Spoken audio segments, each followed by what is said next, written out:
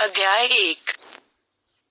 Bhubaneswar, Rajnarayan, Lucknow, AKP, Sinha, Patna, MM, Sinha, Varanasi, TE, Shanmugam, Chennai, EI, George, Thiruvananthapuram, B, Krishnan, Mysore, HC, Ganguly, Delhi, Anwar Ansari, Aligarh, MC, Joshi, Jodhpur, EG, Parameswaran, Hyderabad, Uday Pareek, Udaipur, Ahmedabad, SN, Sinha, Jaipur, LB, Tripathi, Gorakhpur, TS, Saraswati, Baroda, JBP, Sinha, Patna, RC, Tripathi, Allahabad. उन्होंने मनोविज्ञान के विभागों की स्थापना की और इस अनुशासन को लोकप्रिय बनाने के लिए विभिन्न क्षेत्रों में काम किया। विवरण के लिए भूषण, 2017 देखें। भारत में अनुसंधान का प्रारंभिक फोकस प्रयोगात्मक मनोविज्ञान, मनोविश्लेषण और मनोवैज्ञानिक परीक्षण था। 1960 के दशक की शुरुआत में कई नए विश्वविद्यालय विभाग स्थापित किए गए और धीरे धीरे मनोविज्ञान के व्यवहारिक क्षेत्रों को प्रबंधन, शिक्षक प्रशिक्षण, रक्षा, बाल विकास, संचार अध्ययन आदि संस्थानों में बढ़ावा मिला। कई शुरुआती अग्रदूतों ने अपना पेशेवर प्रशिक्षण प्राप्त किया था इंग्लैंड, अमेरिका और कनाडा, और वे पश्चिमी परंपरा में काम करते रहे।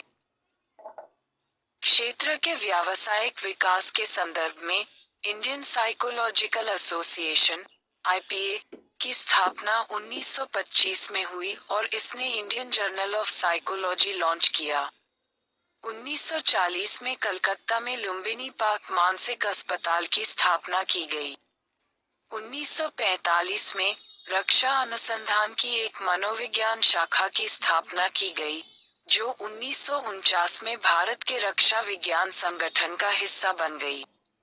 1955 में बेंगलुरु में राष्ट्रीय मानसिक स्वास्थ्य और तंत्रिका विज्ञान संस्थान निम्हांस खोला गया और भारतीय अकादमी अप्लाइड साइकोलॉजी (IAP) की स्थापना 1962 में हुई थी।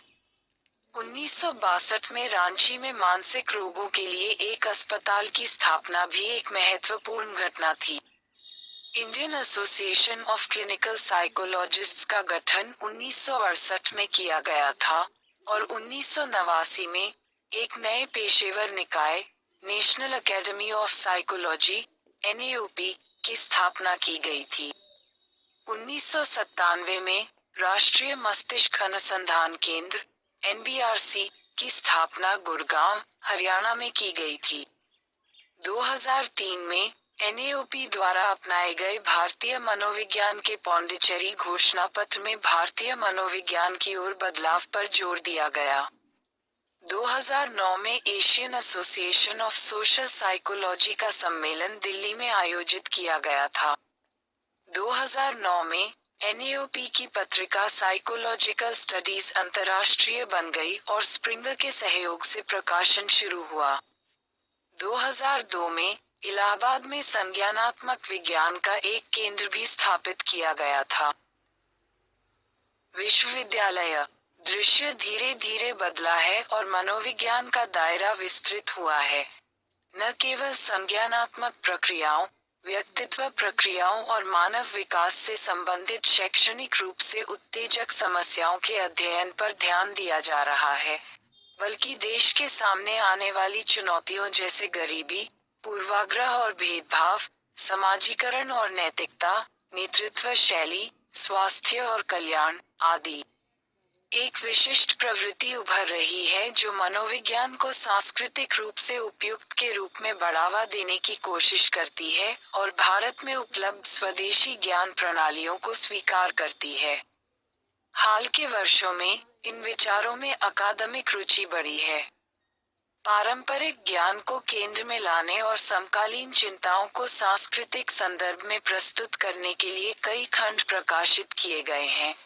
भावुक 2011, कार्नेलिसन, दलाल और मिश्रा 2010, काकर 1978, 1998, कुमार 2011, मिश्रा 2011, 2012, 2014, मिश्रा और दलाल 2015, मिश्रा और वर्मा 2014, नंदी 1984, 1995, परांजपे 1984, 1998, परांजपे और मिश्रा 2012, राव, परांजपे और दलाल 2008, राव और परांजपे 2016, सफाया 1975, सिन्हा 1965, 1969, 1986, 1997, सिन्हा और काव 1997, वहली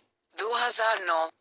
इसके अलावा अनुसंधान प्रकाशन अर्थात भारत में मनोवैज्ञानिक शोध के 5 ICSSR सर्वेक्षण, ICSSR 1972, मिश्रा 2009, पांडे 1988, 1994, पारीक 1980 कई क्षेत्रों को शामिल कर रहे हैं, जिससे पता चलता है कि भारतीय शोध में कई प्रवृत्तियों का मिश्रण शामिल है। जबकि बहुमत यूरो अमेरिकी मनोविज्ञान की स्थापित परंपराओं का विस्तार कर रहा है, सांस्कृतिक रूप से प्रासंगिक मनोविज्ञान के लिए चिंता भी स्पष्ट है। परिणामस्वरूप हम भारत में समकालीन अनुसंधान में विविधता, अनुप्रयोग अभिविन्यास और स्वदेशीकरण में वृद्धि देखते हैं।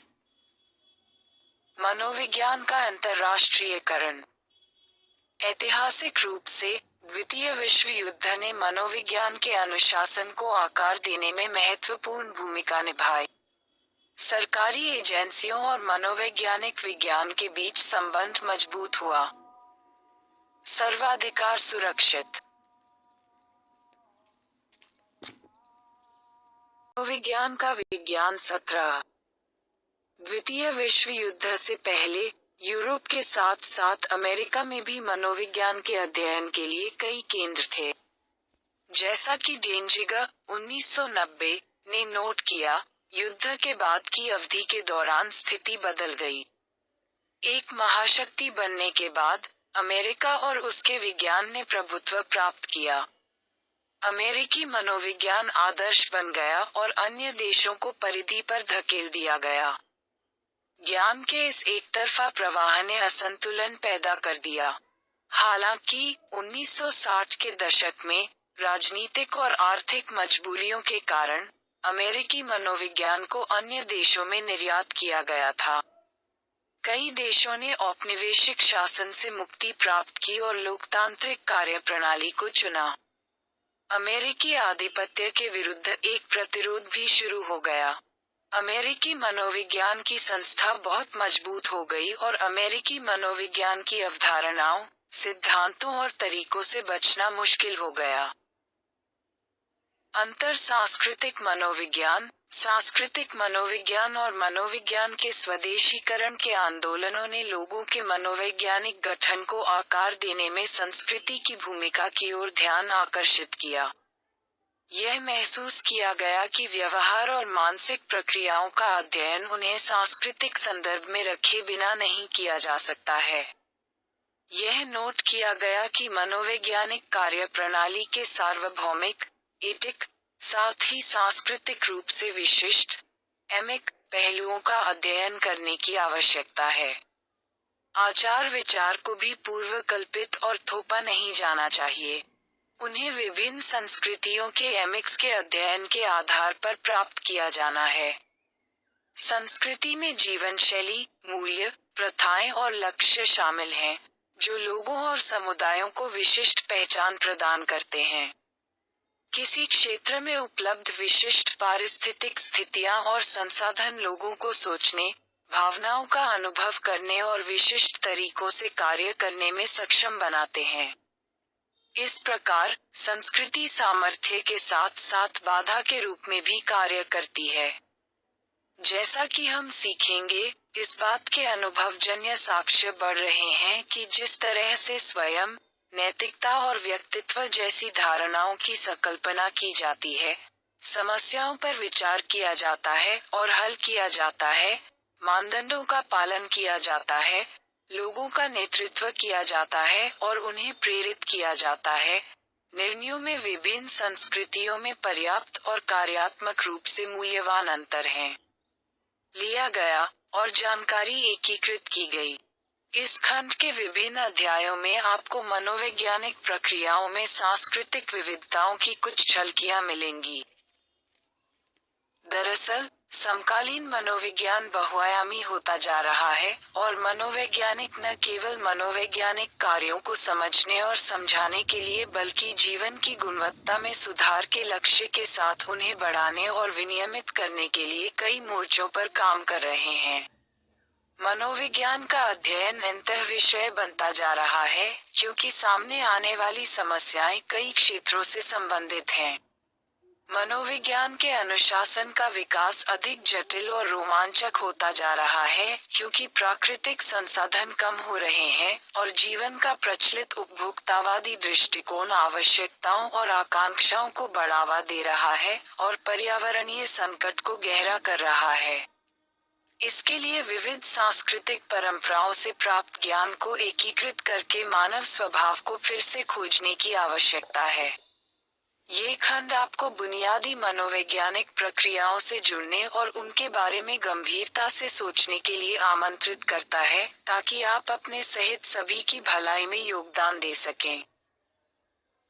आज मनोविज्ञान का क्षेत्र, यहाँ तक कि 21वीं सदी में भी एक भी ऐसा परिप्रेक्ष्य नहीं है जिसका उपयोग व्याख्या करने के लिए किया जाता हो। सभी मानव व्यवहार और मानसिक प्रक्रियाएं।